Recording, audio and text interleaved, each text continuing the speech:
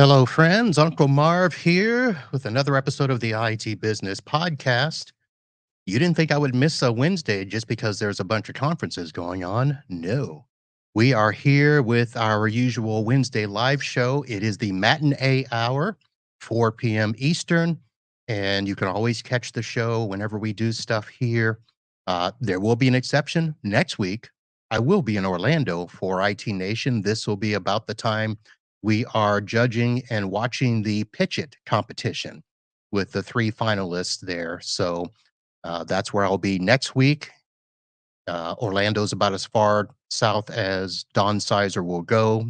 We'll see if she makes it or not and see how that is. I do have a guest coming up a little bit later here, Jennifer Bleam. We're going to talk about marketing and sales and recap the previous two audio shows that I did with her. You're free to engage in the chat, ask questions, comments, all of that good stuff.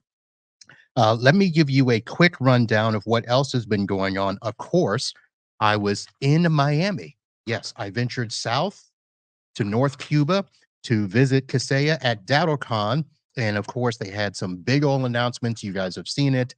I'm not going to go over too much of them, but of course, in addition to the Kaseya 365 group, they've added a new user license, which is going to allow them to do SaaS backup, dark web ID, Goldfish security awareness training, Graphis email security, and of course, SaaS alerts that they acquired and announced that yesterday at DattoCon. And it's going to be a whole bunch of stuff there. So, of course, there's comments, and I will give my full opinion of DattoCon a little bit later. I did go down and record a couple of interviews. Got a couple of Kaseya brass that I did interviews with. And then, of course, I walked the vendor floor and did the swag thing. Got my obligatory hot sauce from CyberQP. Jen actually tried to woo me with some other swag, and we'll see how that goes. Brooke from ScalePad also tried to sway me with some swag. We'll see how they do. I'm going to evaluate those probably tomorrow and give my update over the weekend. So we'll see who did very well with swag this weekend. And let's see, I've got some customer stories that I'm going to do later. But today's show is all about sales and marketing. So, folks, the guest I'm bringing up now is renowned author, Amazon famous, Jennifer Bleam. You saw her book there, and we're going to chat about things. So, Jennifer, welcome to the show. Thank you so much. I'm so excited to talk to you today. So, let me ask this. It looks like you're wearing the same shirt from the picture that I had. Is that true? I don't know. I didn't even notice that. You would have to go back to the same shirt. I don't know. I have a lot of red and orange shirts because I love that power color, but I don't think I wore it to that photo shoot, but who knows? Who knows? So let me ask before we get too far into things, how are things with you? How's it going? Things are good. Things are so good. I've got some partnerships in the works. I've got rave reviews from the new offer that I released that is serving MSPs that are like 250K in annual revenue up to 600K. Things are good. Podcasts, another book in the works for next year, late Ooh, next year. Yeah, so it's good. Lots of good things. another book, huh? Is it kind of a continuation or is it a completely different theme? It is a completely different theme, and that's all you're getting out of me. You're the first to hear that. Okay. Well, gotta try to ask, right? Yep, that's all you're getting. Okay. All right. So for those of you that always complain about the number of podcasts I put out, I try to keep them uh, out on the regular. And Jennifer and I did a two-part series just a couple of weeks ago, and they're actually episodes number 727 and 728. Uh, Actually, it's just over a week ago. And why every MSP needs to focus on nurturing leads and marketing commandments every MSP needs to know. So I know they've been out for a week. I actually got a couple of responses that I will ask if we don't have any other questions from the chat. But uh, Jen, I know I asked you before if you had gotten any feedback, but have you also kind of went back and thought, maybe I should have said this or explained this a little differently? Any thoughts along those lines? I do. I have one thing that I wish we would have dug into a little bit from a little different angle. So we talked about kind of the marketing funnel, if you will. We presented it a little bit of a different way than it's typically presented, but I want to stress that as business owners, we all want leads. Like we all want that bottom of funnel, and of course that's what we want. Like that is the metric that has a really strong line towards revenue, maybe slightly dotted depending on your process, but leads to revenue. Maybe 3 leads equals 1 closed sale, whatever your close rate is. So it's really common to say I'm doing all this marketing, but I'm not getting leads.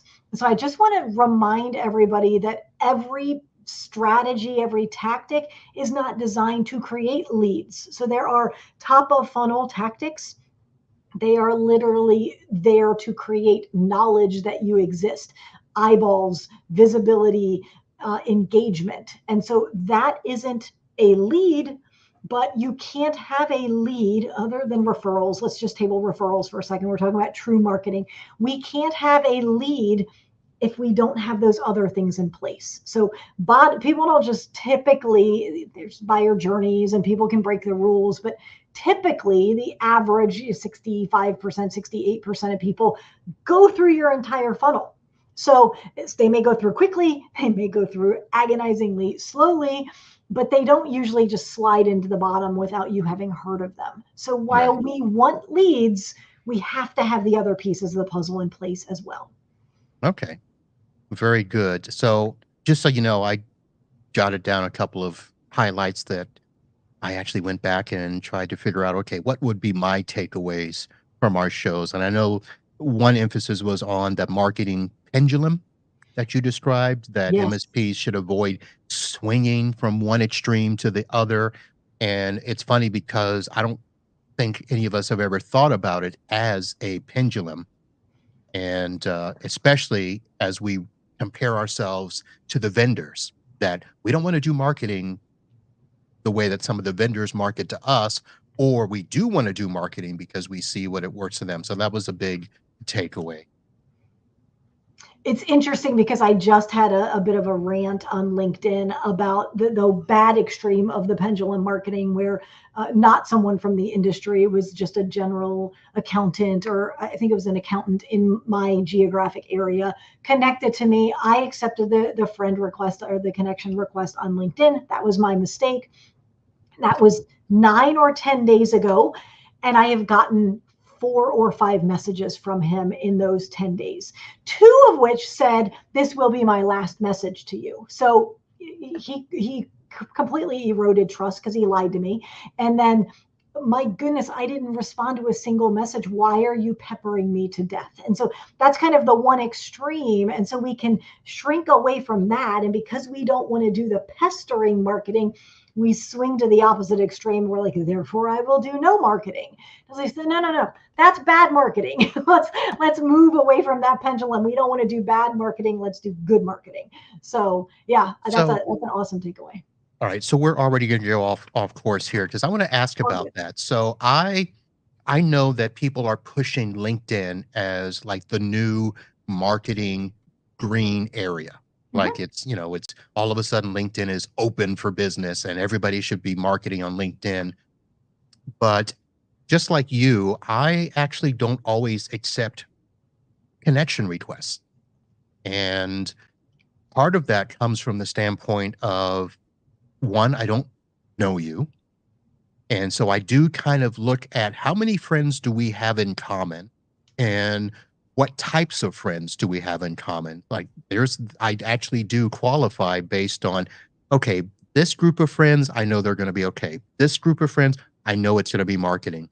Yes. But I know that we're being told that's what we should do. But at the same time, I get frustrated when people connect and literally seconds after we connect, they're already pitching me. And Yes. I mean, that I don't think is what it was intended to be. I don't think it was intended to be that way. And I can't speak for the coaches that are saying, hey, go do LinkedIn. LinkedIn is, green field. But don't throw LinkedIn out necessarily. Don't throw that baby out with the bathwater. There is bad LinkedIn, which is arguably the majority of it, probably 80%. That's not statistically accurate, but that's my experience, maybe even higher. But there is good LinkedIn, and good LinkedIn will mimic good email content. And so it should be engaging, it should be adding value to your world. Because what if a vendor, or let's say a local accountant, reached out to you and led with, hey, I don't have anything to sell you. Shock. Like, I would literally be like, shocker, because I'm a little cheeky with my marketing. That's my brand voice. But I wanted to share a white paper. Please don't make it a sales letter, but like a white paper on how businesses that are under $1 million a year are making 5 common mistakes with their taxes, and why November is the best month to get that fixed. And it happens to be November, right? So that's valuable. It's also a pattern interrupt. So like, I would probably be like, oh, this guy, this gal actually is doing something different from the vomit inducing fodder that we usually get inside of LinkedIn. And so you, if you're the salesperson and you're marketing to me in that way, you've stood out. So you've created, no, I might like you, or I might be completely turned off. That's okay. But if I like you, I probably also trust you, because I'm like, oh, we didn't connect, and 27 seconds later, I got a pitch. Instead, you connected, and then a day or two later, you dropped some value in my lap. What a novel concept. That's what Yeah. marketing should be. All right. So you actually answered a question. I did get 3 questions, and it was kind of falling in this direction, because the question is, how often should we be reaching out to prospects during the nurturing phase without being perceived as pushy? Yes. Okay. So if we look at nurturing, picture like nurturing in a circle, and then from there we've got like little tiny circles off of it. So we have nurturing.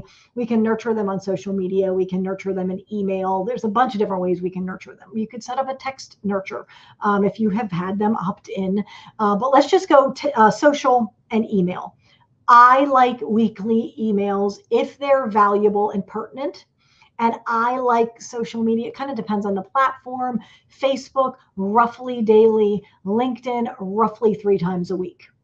And so the reason, so you're literally connecting with your list just about daily. So if Facebook is 5 days a week, LinkedIn maybe Monday, Wednesday, Friday, and emails go out every Thursday, something like that. You're always marketing. And so let's say I'm your prospect for managed services. I may not see your Facebook post because the algorithm may not serve it to me. I may not be on LinkedIn that particular week, but maybe I read your email. And so by consistent, I think part of the goal is consistency, like consistently sending that weekly email until it's a habit. Then you can add something else. Then you can add something else. It's a concept called habit stacking. Okay. The other part of that question that I'm going to add is, sometimes I'll get people that'll just kind of like a ping me message where they'll be like, "Hey," and that's it. Or, Oh, "How was your weekend?" And I know that some of them are probably listening because they sit in my messages thing, and I'm like, "You know what? I'm not going to respond to that." So, how can we do stuff that is personable, engaging, without being so cheesy, I guess is the best word I can think of, because it's yeah. gotta be, it's one of those things where, "Hey, I know we don't know each other, is there some time we can chat just to say hello?" I'd rather get something like that than Yes. one of these little, "How's it going?" It's interesting. Last week I was on Facebook, and I think I was on the main Facebook page on the app, and there was a little message at the top, and it said 218 of your friends are online right now. And I've never seen that message before. So Facebook's always testing, Meta is always testing things. And I went, Oh, I hope that is not intended for a salesperson to be like, oh, Jennifer's online right now. Let me pounce on her, because that's horrendous. Don't do that. So your question is, how do we create genuine connection with our followers, our connector, with people on our list, etc. Well, that's like saying, how do I create genuine connection when I go out on a date with my spouse, or a date with a possible significant other? You're going to have real conversations. You're going to ask about them. You're going to, maybe you get a little bit more analytical. I love the book They Ask You Answer. So for every MSP out there, vendors that are listening, there should be 10 or 15 different topics that you hope your audience cares about. So if I'm an MSP, maybe it's data security, maybe it is cybersecurity insurance renewals.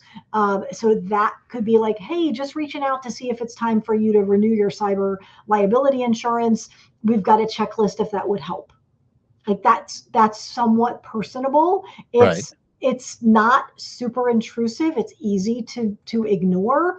And if they don't answer, you could maybe remind them in a week and then go away for a month or so in that medium, inside of the LinkedIn medium. And then you can potentially swipe that same content for use inside of your email nurture sequence.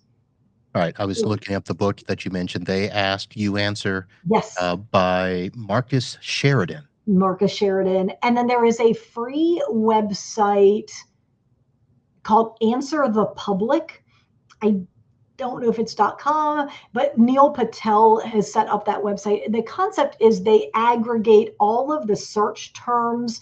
So you could type in, let's say, cybersecurity small business, or small business cybersecurity. So you type that into his website as if it's a search term, and it takes a minute or two, because it's essentially aggregating all of the searches that have happened for the past, I think it's 90 days. And then it organizes them into who, what, when, where, why, how. And so it might be, who needs to worry about cybersecurity for small businesses? Who in my company should be in charge of cybersecurity for small businesses? Who regulates cybersecurity for small businesses? So my point is that you can put in a broad topic, get back maybe 15 to 25 questions that real people are asking, and all 25 of those are not going to be valid questions or blogs or topics or video content. But inside of every search you do, you'll find 1, 2, maybe 3 really good content angles for you. All right. So it is answerthepublic.com. Perfect. And I'm going to come back to this later, because I'll tell you what I did and tell you what it popped Okay, up. good. I'm curious. Got in I'm there. all scared, but okay. So part of what I hear you saying is, the analogy I'm going to use is the same way that you are trying to network on Facebook or LinkedIn is really the same way you should do it in public. If you're at an event and you're networking, you're not just going to basically walk by somebody and be like, hey, and then keep on Yes, walking and expect a response. yes, yes. Whether And it's you're, networking or dating, I mean, they both work the same. yeah, and you're not going to walk up to someone and go, hi, it's nice to meet you. I have a blah, blah, blah, blah, blah that saves time and it's a game changer. Smiley face. And you're like, what, like, it doesn't, that's not how people converse. That's not how people connect to each other. So I use the words human centric a lot. And your example is perfect. Like, we would never conduct ourselves in real life the way some of these people do inside of an inbox. Right. Nice. Another point that I wanted to bring up that was a highlight in my estimation, or my view, the importance of qualification. So Yes. properly qualifying and disqualifying leads is crucial to avoid wasting time on prospects who are unlikely to convert. Yes. And it feels so contrary to what we want, because we want to take that lead prospect of that bottom of funnel and convert it to revenue. Of course, that's what we all want. And so when I say we're disqualifying a prospect, it feels like, but I'm giving up revenue. you're really not. If you're doing it correctly, you're simply giving up the opportunity to waste a whole lot of time on a prospect that was never going to buy, either because they weren't the decision maker, they didn't have a budget, they were outside of your geography, they were using you as a shopping list. Like, oh, what if Marv can give me a better price? Oh, you're not cheaper? Then I'll stay with the incumbent. And so if you know the reason that you lose sales calls through no fault of your own, then those are probably areas where you should be disqualifying and not spending the time with them, and have a polite way to extricate yourself from the conversation. Don't just, scream at them and hang up, but perhaps you refer them to another competitor, the one that you like the least, or refer them to Best Buy, or simply say, based on what you're saying, we tend to be a white glove provider and you're really looking for the lowest budget, and like, no worries, that's just not us. Or you flip it. Hey, it looks like you're looking for the white glove provider, and that's not really what we do. We are really, our passion, our mission is to serve the up and coming organizations, and we know that they're on a bit of a shoestring budget, and so that's where we focus. And I just don't think we're a fit. Right. I picked budget, but you could pick any of those and just have a way to extricate yourself from the conversation. Yeah. All right. Let me ask you a question that I got that wasn't technically related to this, but I want to do a little break here. Who dubbed you the cybersecurity Sherpa? I did. You did? I did. Branding at its best. Okay. Yeah. Did I ever ask you why Sherpa? The term Sherpa? Yeah. So I think we talked a couple weeks ago about pivots that my business has been through.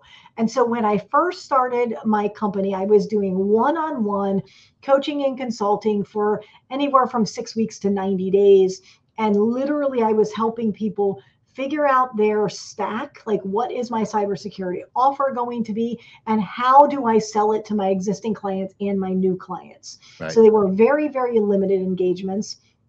And I had a conversation with someone that said it just felt like they were plodding uphill trying to figure this out. And it literally took them 18 months.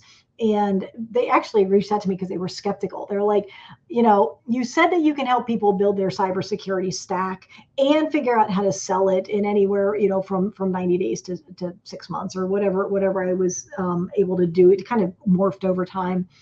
And he's like, I'm pretty skeptical. Like, I don't need your services. Please don't try to sell me. And I'm like, we're good.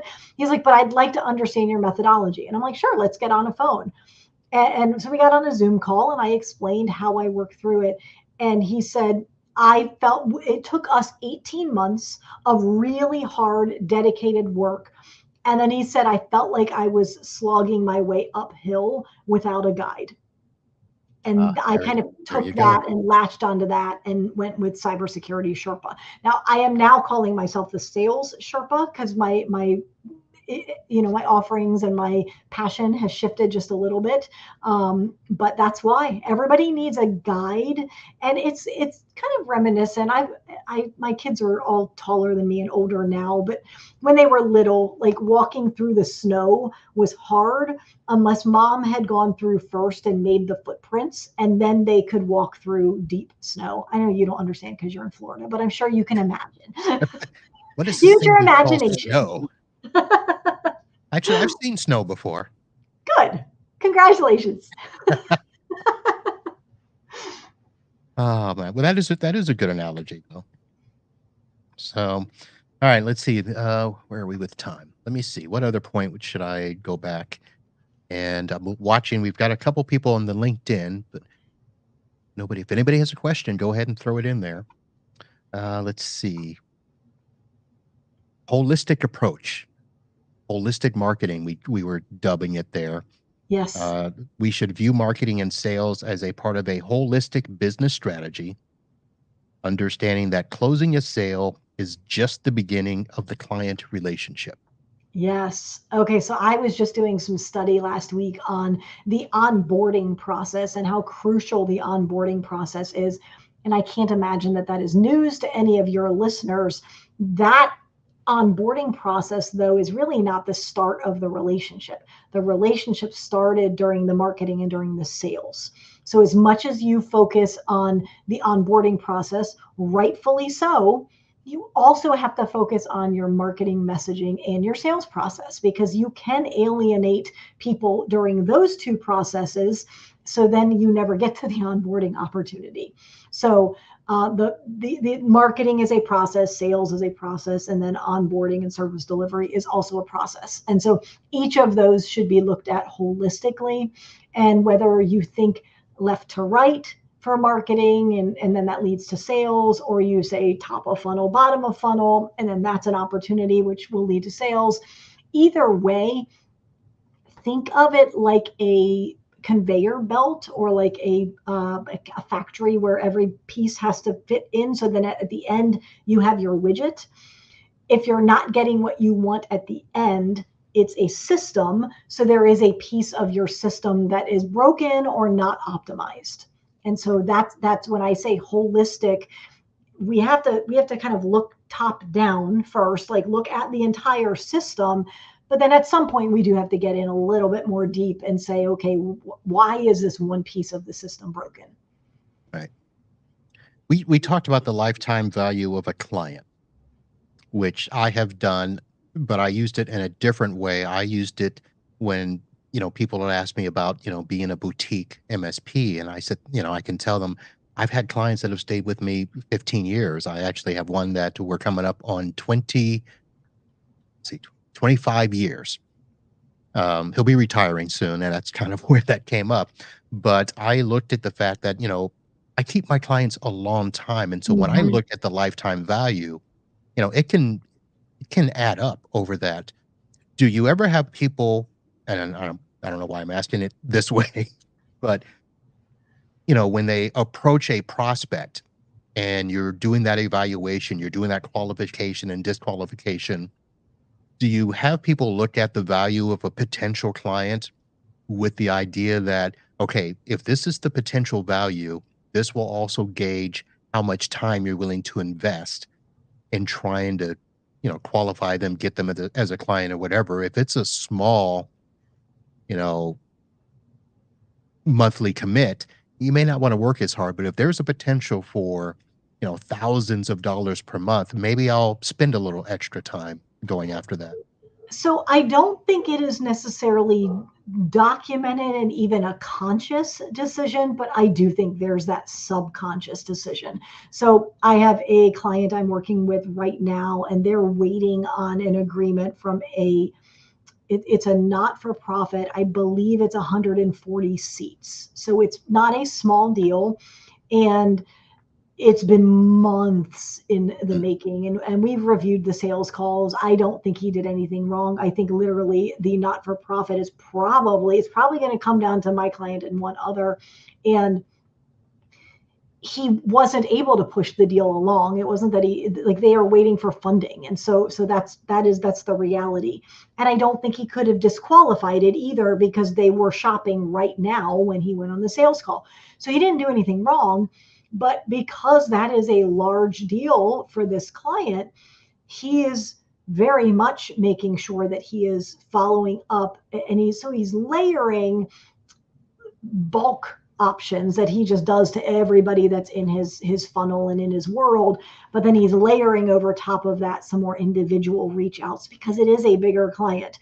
Whereas if it was at the smaller end, I don't know that I'm pretty sure there would not be anywhere near as much follow-up. Maybe they would simply get the automated ways of following up. Right. And so that's a way to look at it. MSPs like to think about automation versus manual, and nothing wrong with that. That's a good frame to evaluate things from. Maybe you have a floor below which they only get automated follow-up. Can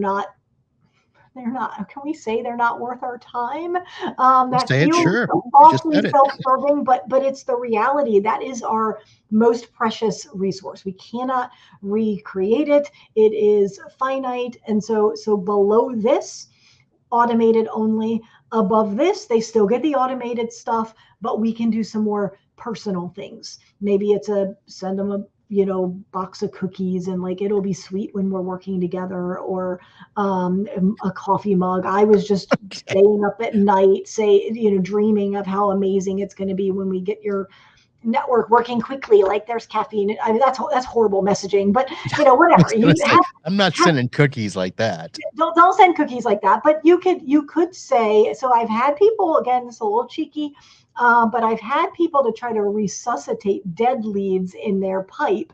They will send a pizza, and they'll pay someone, like pay a delivery person to deliver the pizza. And they're like, but I need, like, I'll tip you handsomely, but I need you to grab a Sharpie marker and write inside the lid, we're the missing piece of your cybersecurity stack, or we're the missing piece of your network, something like that. And then I need you to eat a piece of pizza. So the MSP literally delivers a box of pizza with a slice missing, and there's a marketing message on the lid. Sometimes it works to jar the prospect loose, and they're like, okay, this was clever. Right. Sorry. And they re-engage. And sometimes you burn $50 for a pizza and a delivery person for a lead that was dead anyway. So why not have fun? Like, have fun with it. All right. And then, okay, let me Sounds a add little this. weird. Go ahead. It's weird for some people, but it totally works for others. Like, I would totally do it. Your marketing personality might be like, I would never do that. That's really creepy. That's okay. Different strokes, different folks. But I do want to stress, you should not have a bunch of deals in your pipeline stalled. So Right. I don't want anybody reaching out to me tomorrow and say, oh, I just heard you on Uncle Marv's podcast, and it sounds like you advocate for stalled deals. No, best practice is ideally no stalled deals. A firm next step, always be pushing things forward, but sometimes they do happen. So always I have a don't know if I plan. would I don't know if I would say stalled deals, because I've had a couple of clients that I just simply thought I wasn't going to get, who circled back around Sure. for whatever reason. So it's almost if you just, I don't know if there's a little bucket you can put them in where it's like, you know, almost dead, but not quite, Yeah. I would add them as back to your nurture sequence, okay. because you never know. Maybe they went with someone else and they get poor service. Maybe they told you no, but they're having not a lack of buyer's remorse. I don't know what you call that, but hey, maybe I should have bought, maybe I shouldn't. I don't know. He was a little more than I was, but I mean, he said a lot of the right things, but no, let's just stick with the incumbent. But you just said enough things that the seeds are there, and gradually they're going to germinate. So, but when I say stalled deals, I mean more of like, I need to think about it and get back with you. And then you're like, cool. And you're thinking that is a third of a closed deal. If you have a 30% close rate, and you have 3 deals in your pipeline that have all said, I might want to do business with you, it is natural to get our hopes up. I don't want those deals in the pipeline at all. I would ideally like a no or a yes. So I don't like stalled deals. Those are deals that should move over to the right lane. In the slow lane, you could still be in the express lane doing other stuff with other clients, but they're just in the slow lane. You're still doing Right. stuff. You're still moving forward, still checking in. Yep. Okay. 100%. All right. Let's do this. We are midway through, so I want to make sure that I say thank you to some folks here. So the IT Business Podcast, of course, is presented by NetAlly, and NetAlly is your trusted network friend. If you need to diagnose networks, wired or wireless, you can do them in as little as 10 seconds with the handheld devices, everything from the Link Sprinter to the Etherscope to the new Cyberscope. It is going to be something that you want to have in your go bag on a regular basis. I have a full bag of NetAlly tools that I take with me every day, and I use one of them almost every day. We are also supported by SuperOps, the all-in-one PSA RMM tool that will help supercharge your business, and TrueGrid. If you need secure remote desktop access without having to change a firewall, TrueGrid RDP is for you. And of course, thank you to the listeners that provide a monthly deal on our Ko-Fi, and our patrons of the show. And of course, if you want to support the show, everybody can do so. The easiest way is if you shop on Amazon, use the link on itbusinesspodcast.com. There's a link to an Amazon page. Save that as your starting place for Amazon. You just shop as you regularly do. No changes, nothing special, but every charge that you make will have the possibility of giving me, I don't know, 1 to 3% money. So that has been fantastic. I thank you all for that. And if you're watching the show, I got a new camera, so I got to see. It's a little blinding. The mug that I'm drinking out of is also sponsored by Super Ops. And of course, our upcoming Florida Man segment is promoted by them. All right, Jen. I already asked you one of the questions that I got, and I've got a couple of others, and I tried to rephrase them because I just didn't, they sounded kind of goofy when I got them. But one of them is how do you recommend structuring our sales process to naturally lead to closing, as Jennifer mentioned? Okay, got it. Okay, so when we spoke last, the concept was the rest of your sales call, or the whole part of your sales call, should naturally lead into the close. So that's what he's asking about, or she is asking about.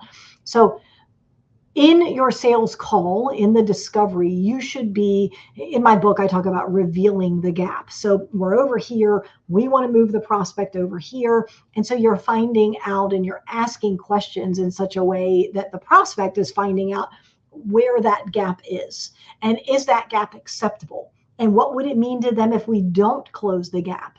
And so, is it okay with you if this risk or that impact on your business? What would it look like to you if you couldn't access your payroll, if you couldn't respond to RFPs, if you couldn't process your time, create your widget, like whatever it is? So these need to be very personable, very customized to the organization that you're talking to.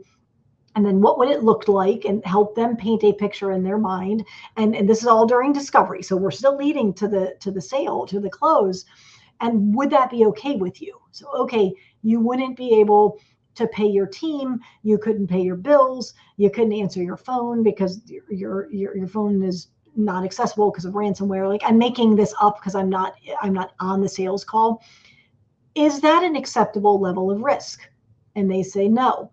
Okay, well, why not? When you get them talking, and well, why not? Well, we rely on our phones. I mean, like, we need to be able to pay our team. They might give me a couple of days grace, but not 2 weeks. And we pay all our bills, just in time. And if we don't pay our bills, they're going to cut us off. Like, whatever. Get them talking. Okay, got it. Then you do a quick recap statement, and you're like, so right now you haven't invested in any kind of cybersecurity. Your networking infrastructure is decent and needs a little bit of sprucing up, but it's not horrible. But the cybersecurity, woefully inadequate. You said you were surprised that your existing person hadn't talked about it. I get that. And that's not okay with you. Are we on the same page? And they're like, yeah, perfect. And then you keep moving. And so what we're doing is we're stacking. You're here. Oh, but you want to be here. You're here, and it's unacceptable to you that you're here. And eventually you're going to have that same similar conversation 3, 4, 5 times inside of the same discovery call. Now we're near the end. Hopefully you've talked about budget, maybe in your disqualifying call, maybe in, at the beginning of your sales call. But now you're like, okay, let me do a quick recap. And by now they're like, yeah, I know what's coming because you've done it a couple of times already. You told me this was unacceptable. You told me this was unacceptable. You told me this was a shock. You had no idea. You told me this is keeping you up at night. I appreciate you being honest with me. You were a little vulnerable when you shared that. I appreciate that. And you explain that these things aren't okay because you couldn't deal with this amount of downtime. If you don't hit your quota, you're not going to be able to hire your sales, your rock star salesperson in 3 quarters. You're a little concerned about your job. Totally understand where you're coming from. The great news is we can help with all of that. So I just need to know where you want to go from here. Right. You kind of hand the reins back to them. And they're probably going to say something like, well, can you solve all those problems? What does it look like to work together? I love everything you've told me. No one's ever said it that way before. What's the investment look like? And so you can either go into the investment, or you can say, well, We can talk about the investment. Of course, that needs to make sense. But do you have any questions about how we do business or the proven method, or do you care what compliance frameworks we align to? If they care about those things, handle those, answer those questions. If they're like, no, everything you said is perfect, Marv. I just need to know the investment and we're good. And you're like, okay, cool. So as long as we're like in that range, we're going to partner together. They say yes, then you're like, awesome, because you already know that they're in range because you asked that last week or an hour ago. Right. And now you're just like, yeah, perfect. It's $1,750 a month and we require a 1 month commitment or 1 year commitment. Or you're like, it's $3,700 a month and we require a 36-month commitment. And you can either let that sit or you can ask a question. How's that sound? Or you can say, it's $3,700 a month. We require a 1 year commitment, and we have onboarding slots open next week, Tuesday or Thursday. I just need to get you in, which is the better day. So we're just assuming, well, you said you liked everything I said. We already had talked about budget. You now know exactly what it is, but you already told me that was in range. So now I'm like, when do you want to onboard? And they just happen to now be a client because you only onboard clients. And so that's what I mean. Obviously, that's abbreviated in 5 minutes, but that's the idea, is that you're naturally stacking so many reasons that they don't want to stay where they are, that of course they need to move. That's what sales is. Yeah. So you just gave a very detailed answer to that question. And the next question I had, I'm actually not going to ask, because it seems as though the questions are always like, can you give me a nugget for free? And I know that you do a lot of speaking. You've, of course, got the book. How often do you get questions that whether you can tell that they're weaseling for a free answer? I guess I look at it a little bit differently. I don't mind giving away free advice. For the longest time, my book was $5 on Amazon. So I might have earned enough for a Chipotle dinner from like 4 months worth of book sales. So I don't mind giving away free advice, because there's nuance and there's the right advice, but the right advice in the right situation is different. And so giving general advice is great, but what I do in my coaching program is give the right advice at the right time, because there's nuance. Every situation is a little bit different. Right. So I'm generally okay giving out free advice. The only time it does feel a little bit like people are just looking to take is if I'm working, let's say I'm working a trade show booth and I'm signing copies of my book, and it's now the 6th time that they've come by with one more question. And it's like, okay, if you have this many questions about sales and marketing, can we just talk about working together? Because like, I do get paid to answer these questions all day long. That's what keeps the lights on. So right. 6 questions is probably beyond the threshold. 1 or 2 is all good. How do they get back in line? Because if you've already signed the book, they shouldn't be in line again. They circle the trade show booth, because I'll usually be there for, a whole day. And so they'll circle the trade show booth. These are the same ones that grab swag 2 and 3 and 4 times from the same vendor. We're not. We're not the same. Don't put me in that category. You gather the same swag from the same vendor? So the short answer is yes, but there's a reason. Okay. I don't do it on the same visit. Okay, that's not what I'm saying. I may do it at a different conference. No, I'm saying someone's at DattoCon and they come by and grab the chapstick, and then they come by 2 hours later and they grab a chapstick, and they come by an hour later and they grab a chapstick. Like, I don't care who you are, your lips are not that chapped. Like, what are you just collecting it? Like, that's what I mean. All right. No, so that's different, because I would just grab 2 if I wanted something, like if they're the mints or shirts. Now shirts, so I'll this little secret, I do grab 2 shirts, because one shirt is going to be hung in the rafters or wherever, and I do that. And I take a second shirt that I might wear. And that's the only reason I would take 2, but I can't see circling back. I mean someone who circles the same show, and it's like, oh, here comes Ronnie again. I don't know anybody in the industry named Ronnie, so that's why I picked that name. But oh, here comes Ronnie again. I bet he's going to have another question and grab some swag again. Like how many more? Yeah, at the same show. At the same show. Yeah. All right. So I have seen that. I usually like for those people to be there so I can swing in and grab the swag without being scanned. Okay. It's all good. So, but I get your point. Yeah, there are people that'll sit at a booth and they'll ask every question they can in lieu of setting up an appointment or doing a demo. It's like, well, I don't want to do the demo, but let me ask you this. And it's like, you know what? No. Yeah. So I get it. All right. Let's see. We are up. We are on time. Anything else that popped in your head during all of that? I know I took us off base a couple of times. So the only thing that popped in my head was just now, I'm shocked that we are on time because you and I can chase rabbits and like with the best of them. So I'm amazed that we stayed. Maybe it's because we're on camera. It's keeping us on our best behavior. Well, I'm watching. I've got the screens up. I'm watching. I'm looking at people in LinkedIn, but they're not asking questions. Usually I'm getting a couple of jabs. And then actually I get text messages. That's Jab how away. ridiculous Come it on. is. You only have like 14 minutes or 13 minutes left. Throw some jabs at us. It makes it more fun. They send me text messages like, ask this. And I'm like, no, I'm not asking that. See, But now the I'm book, curious. After we're off screen, you'll have to tell me what some of those. we'll talk about it. Yes. Yeah, we'll talk about it later. But I will have a link for your book, The Simplified Cybersecurity Sales for MSPs. Yes, it is not free on the Amazon. And you have paperback, Kindle, and audiobook versions. I do. Yep. So very nice. And I actually will put a link to this other book you recommended, They Ask, You Answer, by Marcus Sheridan. And where did it go? Did I close it? AnswerThePublic.com. Yes. So of course I decided, let me type in Florida man. Okay. Oh, so boy. Of course what it did was it did a thing. And first of all, the pop-up says sign up or log in to explore 3,417 results for Florida man. So I'm clicking. That's okay. that. That's a lot.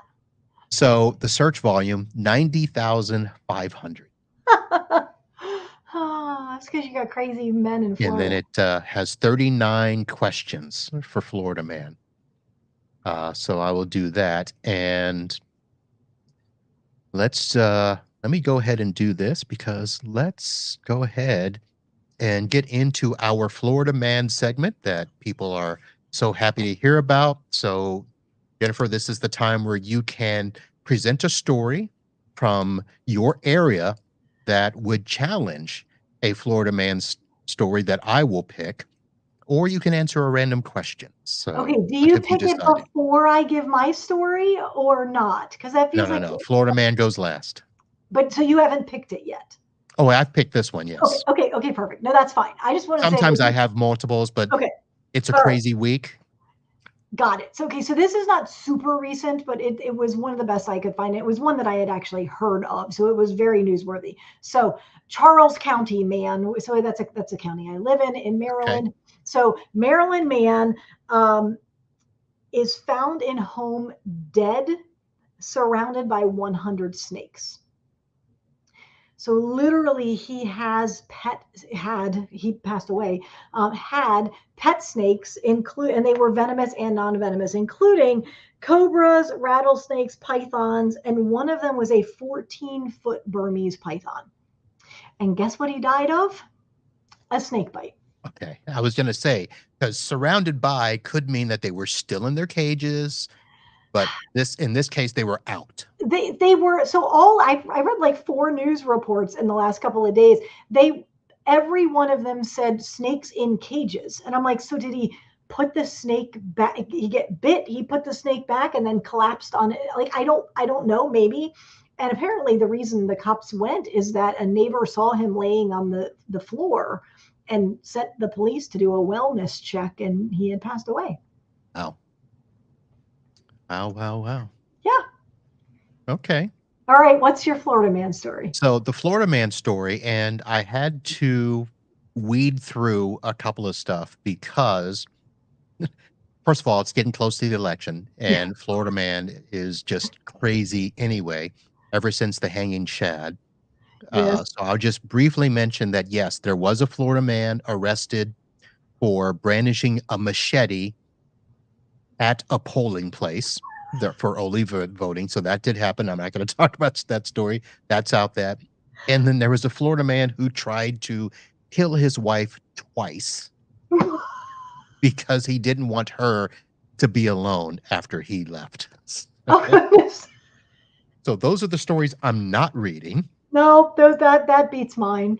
Those both beat mine. I acquiesce to the greatness of Florida So, man. and these were from yesterday.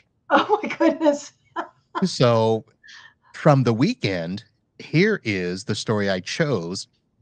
This disturbing incident actually occurred on a United Airlines flight Oh, from San Francisco to Washington, D.C. So he was headed your way, great.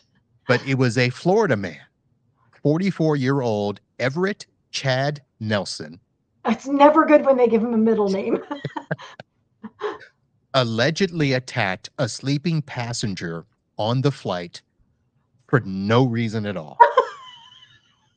He had gotten up to go to the bathroom, and on his way back to his seat, he saw the victim sleeping and began pummeling him. Oh, And it was described as a beating, suggesting that it was prolonged or severe. Blood was reportedly splattered in the surrounding area. what in the world? Oh, So, again, no reason is given. It wasn't like the guy was snoring and he was tired of it or anything. It was just what it is. So, of course, now, because it was in flight, federal authorities have become involved. And you asked why? So, there were going to be federal charges. Basically, it falls under the category of assault on an aircraft. He could face federal charges for interfering with flight crew members and attendants, which carries a penalty of up to 20 years in prison. He could also face a civil suit for the guy he pummeled. you think? There are federal aviation regulations that allow for civil penalties up to $35,000. He could be placed on the no-fly list. And apparently, because he was flying to DC, there could also be additional charges there. Oh my word. Yeah, that takes the cake. That's that. And So, and okay, the reason I chose that story was just to let people know we don't have to be in Florida to cause a commotion. for Florida Florida man man. can be anywhere. Yes. And by the way, not to turn this completely serious again, but what you do on your podcast with having the whole Florida man piece snippet, whatever you want to call it, is branding. Like, you know, we people talk about like, well, I don't know if people want to listen to me. You probably were like, I don't care. This is funny to me, and we're going to do it on every podcast. I think it's fantastic. It's creative. It's different. Again, it's a pattern interrupt. Jennifer gets to crash and burn. I don't lose a whole lot, but I lost today. Like, I can't beat that story. That's fantastic. And it's fun. So if you're going to market, like, you may as well have fun doing it. It's something that I reluctantly, fell into and accepted because everybody loves a Florida man story. And I even had, and I'll call his name out. He's on vacations, I think. Tim Golden was like, the time I had him on the show, I forget. Oh, it was right after the hurricane. And he thought, well, it might be a little insensitive to do the Florida man. And I'm like, oh no, people would probably go berserk if I didn't do Florida man after a hurricane because the stories, all the news outlets, everybody is doing Florida man.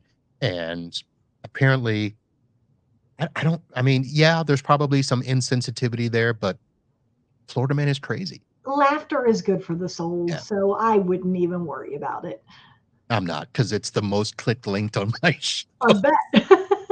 So, I even got emails. There were times where I mentioned the Florida man story, and by the next morning, people are like, "You didn't put the link. You didn't put the link." Oh, too So funny. Yeah. So you're known for that. You can't stop now. gotta do it. Gotta Yep. do it. It's awesome. But hopefully they'll be clicking on your link to your book. Again, I will have that, folks, The Simplified Cybersecurity Sales for MSPs, a book by Jennifer Bleam, and a precursor to another book coming your way in 2025. Late 2025. Okay, so you haven't started it yet, is what you're Oh saying. no, it started. It's Okay. it's started. It's coming along very nicely, but yeah, it's on my roadmap for December. We'll see if it gets released any earlier than that. There's a lot I have to decide about, but it's certainly not done, and it does take a bit of time, but All it's right. coming along very nicely. I'm going to make a note here that we'll circle back. Maybe we can have a book launch party. Yes, that would be a lot of fun. And I'll be honest, this particular book topic is really outside of my comfort zone. So by saying it out loud on a podcast, it kind of commits me to making it happen. So there we go. It's out All there right. in the universe now. Well, people will be looking for it now and seeing how far outside it is, It because is. that makes it sound like, okay, could it be outside of marketing? Could it be outside of sales? Could it be outside of security? Is it a cartoon? Gary V's doing his little thing with some character. He's trying to do cartoons. So Oh, fun. I haven't seen that. I'll have to go look. yeah, that's what I heard anyway. He That's mentions cool. it on the podcast. I don't know what it is, but I'll have to go poke anyway. around. I'll let you know if I find out. All Did you right. like how I dodged your question? Yeah, I got you. I'm moving along. All right, folks. As I mentioned, there are going to be a lot of podcast episodes come out. Uh, I was at uh, ASCII Cup, the last ASCII event of the year last year, so I got a few episodes out for that. There's a bunch of talk about IT Nation. Uh, Tony Hawk's skateboard is going to be up for grabs there. Of course, the IT Nation Pitch It. I will be there covering that. There's a couple of episodes. Let's see, what do we talk about? There's a new group that has joined ASCII, the Apple Security something group. If you need Apple resources, they are now a part of ASCII and can share. There's a whole Back to the Future thing that ASCII did, so those will come out. And then, of course, I do have episodes coming out from DattoCon that I was there. I think I now remember why there may not have been a lot people are at DattoCon today. Today is still Yes. DattoCon. The block party is tonight. I will not be going to that, obviously, because I'm here. So, But you're right. There's a lot of people there. Yeah, for yeah. sure. And then, of course, IT Nation, which I will be at on Wednesday. So there will not be a live show next week, but there will be podcasts that come out, and I will. Oh, I have to go. I have to go shop for steak knives. For steak knives? Yes, you probably don't know, but so IT Nation gives prizes for the top two of the winners. So they give Sure. 70,000 for first place, Yep. 30,000 for second place, Yes. and third place got nothing. And I said, "Come on, that's got to be you got to give them something." So Yeah. last year, Sean Lardo agreed that I could present them with a set of steak knives, Oh, very nice. and people have already asked, "Are they going to be good steak knives?" So I haven't got them yet, but I'll get them this weekend, and You're gonna I will get be you present. can't get Cutco knives this late, can you? It's got to be from a dollar store. Oh, why? It's we just something we made up, a dollar store set Okay, of steak knives. okay, all right. Well, good luck. They're not a dollar, just so that you know. Okay, I don't know if people have, if you haven't been to a dollar store lately, not everything's a dollar anymore. okay, got it. That's funny. So, Good for you though. They all work awfully hard. I like that yeah. everybody is getting something. All right, folks, that is going to do it for our episode today. I want to say thank you to Jennifer Bleam for coming on and hanging out. And listen, Jennifer, I mentioned before, thank you for doing a part two because we went so long the first time. But then again, thank you for being here on the live show and for participating in Florida Man or Random Question. Truly a pleasure. It was amazing. You'll be able to get over to her site, MSP Sales Revolution, get her book, and we'll be out and about. You go to IT Nation? I am not this year. I Okay. usually do, but I'm not this year. All right. We'll see you somewhere down the road. Yeah, I'll be around. All right. That's going to do it, folks. Thanks so much for hanging out. We'll see you next time. And until then, holla.